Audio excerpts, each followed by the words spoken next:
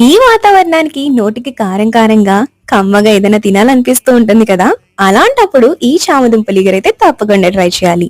వంటికి వాతం అని పక్కన పెట్టేసే ఈ దుంపల్లో విటమిన్ B6, సీలని, కొలెస్ట్రాల్ తగ్గించడం అని చాలానే ప్రయోజనాలైతే ఉన్నాయండి. ముందుగా చామదుంపలను పూర్తిగా చెక్కు తీసుకొని శుభ్రంగా నీళ్లతో నూగంతా పోయేలాగా కడుక్కోవాలి. ఇప్పుడు దుంపలను ఇలా చిన్న చిన్న ముక్కలుగా చక్రాలుగా కట్ చేసుకోవాలి.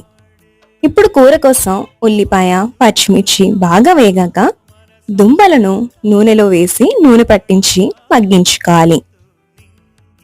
ఇలా గరిటె సహాయంతో తుంపి చూస్తే ముక్క ఎరుగుతుంది అన్నప్పుడు రుచికి సరిపడా ఉప్పు, స్పూను పావు కారం వేసి అర గ్లాసు నీళ్లు పోసి ఉడికించుకోవాలి. కూర దగ్గర పడుతోంది అనగా 4 లవంగాలు అలానే 2 వెల్లుల్లి రెబ్బలను దంచుకొని వేసుకోవాలి. అంతేనండి, ఘాటుగా కమ్మగా ఉండే మన కూర అయితే రెడీ అయిపోయినట్లే.